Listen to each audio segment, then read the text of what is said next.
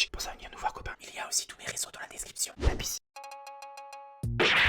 Bonsoir à tous et à toutes, on se retrouve pour une toute nouvelle vidéo, encore une vidéo au sujet coronavirus car on a énormément de bonnes nouvelles et de nouvelles positives dont je voulais vous informer. Après énormément de choses et d'inquiétudes une à une avec bien évidemment des sources et des sources quand même plus ou moins fiables par rapport aux dernières vidéos car vous l'avez pas mal reproché. L'épidémie du coronavirus est quelque chose qui évolue très rapidement, situation qui change d'une journée sur l'autre entre les nouvelles interdictions, les nouvelles règles de confinement etc. Les choses avancent très vite et du coup je me dois en fait de faire les vidéos aussi de mon côté très rapidement avec du coup un peu moins de montage. Donc aujourd'hui j'ai un peu prendre mon temps et vous expliquer avec des sources en schématisant un petit peu ma vidéo. Donc déjà pour commencer de très bonnes nouvelles. Juste avant il fallait que je vous passe un petit extrait d'une vidéo. Donc une vidéo de France TV slash sur le coronavirus entre la réalité qu'on peut nous donner et la réalité des choses concernant le nombre de cas total du coronavirus, le nombre d'infectés etc. Il y a beaucoup de choses qui peuvent diverger. Je vais aussi vous expliquer tout simplement qu'on a de très bonnes nouvelles comme par exemple en plus d'un remède, on parle d'un vaccin à base de rougeole, mais on parle aussi, mais aussi d'un traitement et pas d'un vaccin, quelque chose pour aider à guérir et à limiter les infections. Donc là, c'est une petête vidéo pour vous expliquer certaines choses qui doivent être mises au clair avant de vous expliquer ces choses-là. À la propagation du coronavirus, soyons simples, basiques. Bonjour. Désolé pour la qualité sonore, ce texte est enregistré depuis un appartement sur un téléphone, confinement oblige. Vous trouvez qu'on cède à la psychose? Ok.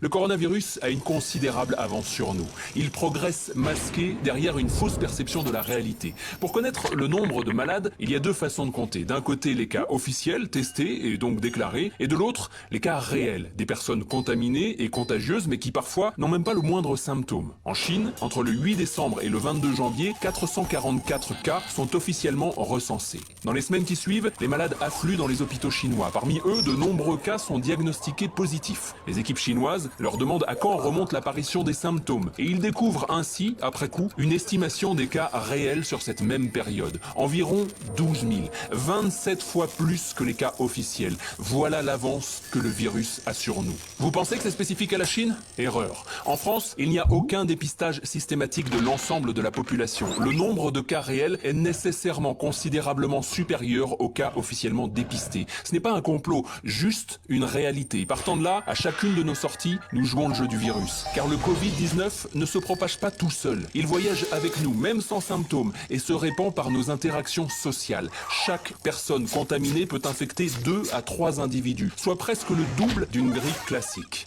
Gardons ça en tête et revenons aux chiffres. 20% des cas nécessitent une hospitalisation, 5% une place en unité de soins intensifs et environ 2,5% une aide très intensive. Aujourd'hui, en France, nous disposons de 5000 lits de réanimation et 7364 lits dans les unités de soins intensifs. Et nous ne parlons même pas du personnel nécessaire pour administrer ces soins. Et voilà pourquoi on veut de rester confiné, ne pas être égoïste. Tout simplement, si tout le monde se met à tomber malade en même temps, bah forcément tout le monde ne pourra pas être soigné en même temps. Tout simplement aussi, c'est très important que les gens pour l'instant gardent leur distance et je comprends totalement le confinement actuel. Même si c'est vrai que d'être privé de célibataire, c'est pas forcément toujours facile à accepter pour certains, mais il faut juste pas se trouver égoïste en ces temps-là. Entre le nombre de cas réels qu'on peut avoir actuellement en France et le nombre de cas annoncés, il y a une très large différence. Vous allez voir aussi, il y a une très grande proportion parmi ce nombre de cas réels qui sont en train tout simplement de guérir. Donc je vais vous donner les chiffres et on va passer au positif. En plus des gens qui ne développent pas de symptômes du coup et qui ne tombent pas malades, il y a aussi déjà beaucoup de gens qui commencent à guérir, du coup développent une immunité. Donc voilà, un article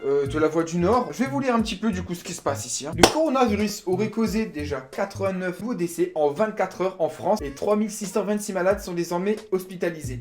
Donc il traite toujours les cas les plus graves pour l'instant pour prévenir une éventuelle surcharge de malades. Une très bonne nouvelle qui vient avec ça. Les premiers malades vont sortir de la réanimation. Et le fait que tout le monde reste confiné chez soi va arranger petit à petit la situation. Les autorités indiquent toujours que 98% des malades guérissent sans séquelles. Dans le Parisien, il y a un médecin par exemple qui témoigne. On va aussi voir prochainement les premiers malades sortir de réanimation, précise Gilles Pialou de l'hôpital Tenon à Paris. Donc voilà, déjà première bonne nouvelle. Deuxième bonne nouvelle concernant du coup l'épidémie de coronavirus actuelle. Donc il y en a deux. Deux qui concernent des entre guillemets remèdes. Donc la recherche d'un vaccin contre la maladie Covid-19 avance. Un premier vaccin est testé aux États-Unis déjà. Donc les Instituts Nationaux de la Santé NIH, ils annoncent l'essai d'un vaccin, le ARNM 1273 pour être très précis, contre le nouveau coronavirus. Et en parallèle, le lundi 16 mars, l'Institut Pasteur, ils ont lancé des premiers tests sur des souris. J'avais même vu aux informations du coup qu'ils avaient essayé entre guillemets de pousser au plus vite les recherches en sautant un délai que genre il y avait plusieurs semaines de tests sur les souris, et ensuite 3 cycles de tests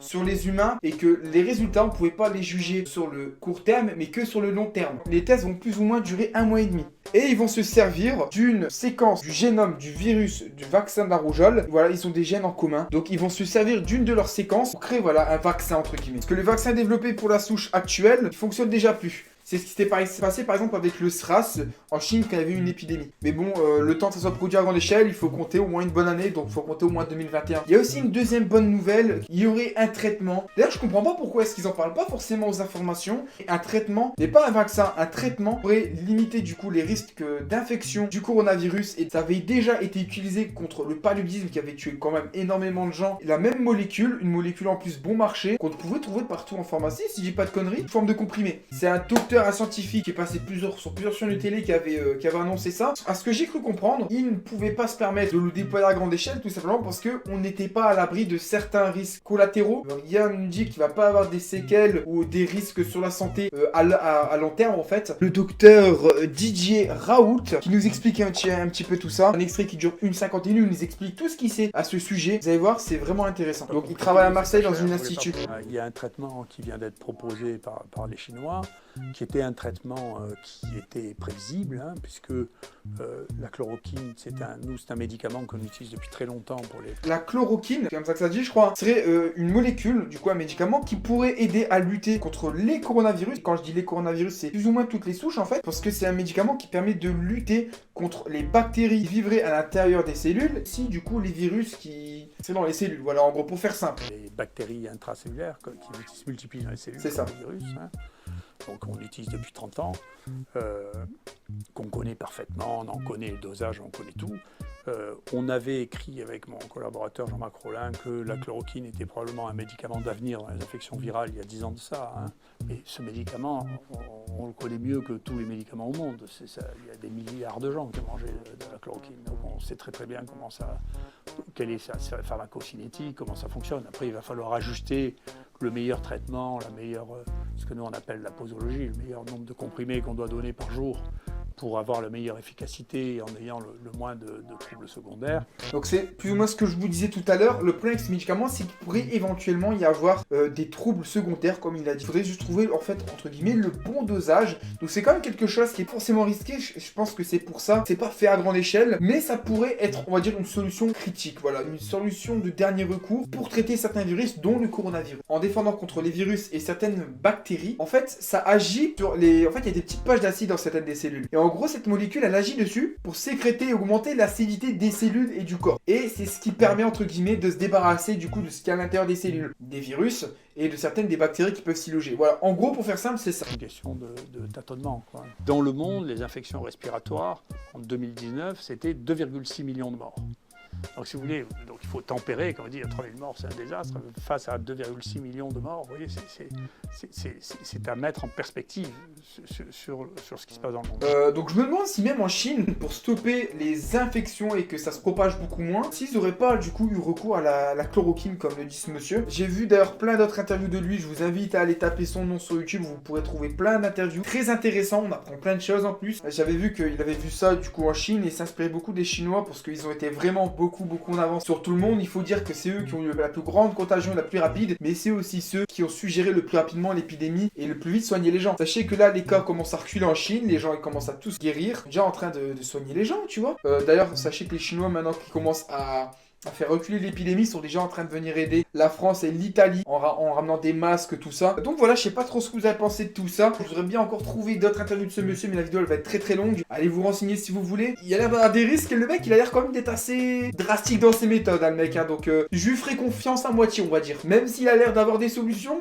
il a le goût du risque comme les bonhommes. Sur ce, j'espère que vous aurez apprécié cette vidéo. J'ai essayé d'y mettre un peu plus du mien avec un peu plus de montage, puis c'est apprécier et apprendre des choses sans penser que j'ai bâclé ça. Si vous en voulez d'autres à ce sujet-là, faites-le moi savoir dans les commentaires. Pour les nouveaux, pensez à l'abonnement, à mettre votre petit pouce bleu également, ça ferait super plaisir. Jusqu'à très bientôt, voilà, pour d'autres vidéos. C'était Raifit, votre tonton tacos. Ciao, ciao.